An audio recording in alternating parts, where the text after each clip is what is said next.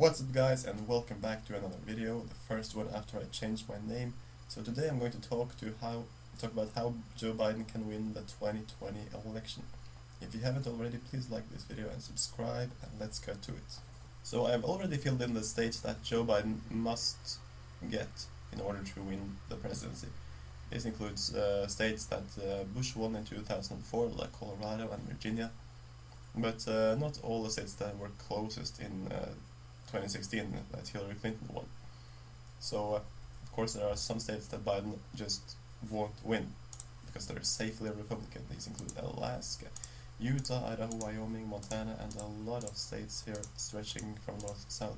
He does not need Texas to win. It would be a game ender if he won Texas, but that's probably not going to happen. Also, most of these states in the south are going to go to Donald Trump, and Joe Biden will not need them to win, or it would not be smart for him to try to get them. In addition, Georgia, Ohio, and Iowa, because all these states just put Trump at 203, and while they're all useful for Biden, they're very difficult for Biden to win, and they should not waste energy there in order to win. Also, Biden is probably behind in states like North Carolina and Florida. These are the part of the Sun Belt which is growing and is getting slightly more democratic, at least in states like Georgia and Arizona.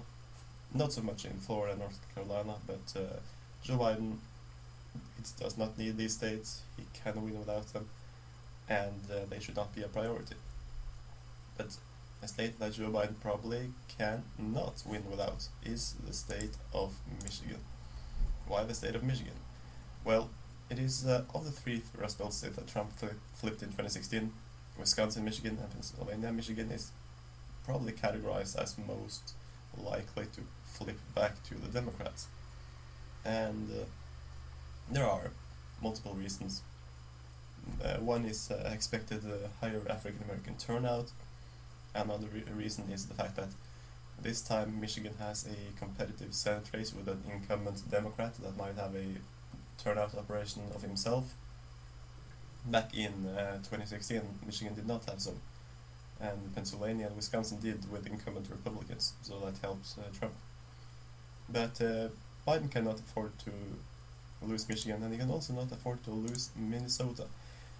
Both of these states are slightly less Republican than Wisconsin after what we've seen in the recent elections.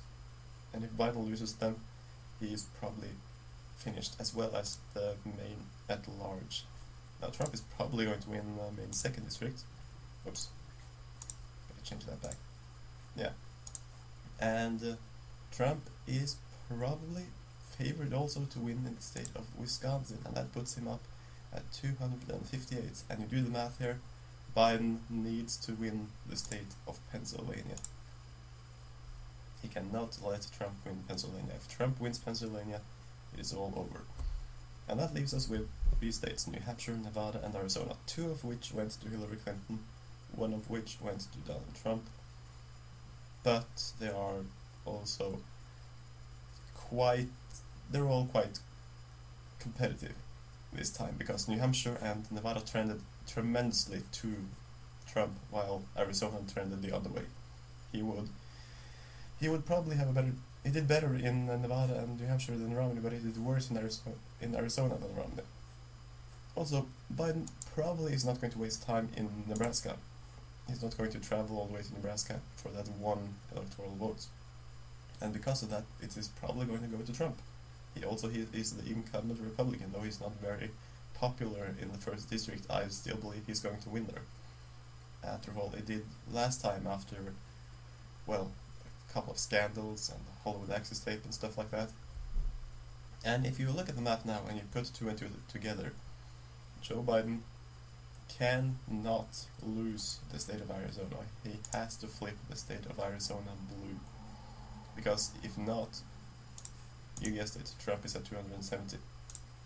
So Biden must win Arizona. And out of the 2 remaining states, well, they're worth together 10 electoral votes. And if Trump wins both of them, Nevada and New Hampshire, it's a 269 tie. And I just don't think that's going to happen. I find it hard, even though I find it hard to believe that Trump is going to lose Arizona and win Nevada. And Southwest is trending away from the GOP because of both suburban sprawl and immigration. Even though some states might trend back in the direction of Trump in 2020, like California, I think the Democrats were very maxed out there. Trump is probably not very favored over here. So, in short, if Trump loses Arizona, the Democrats do not need to make the same gains in the Rust Belt as they have to do if he wins.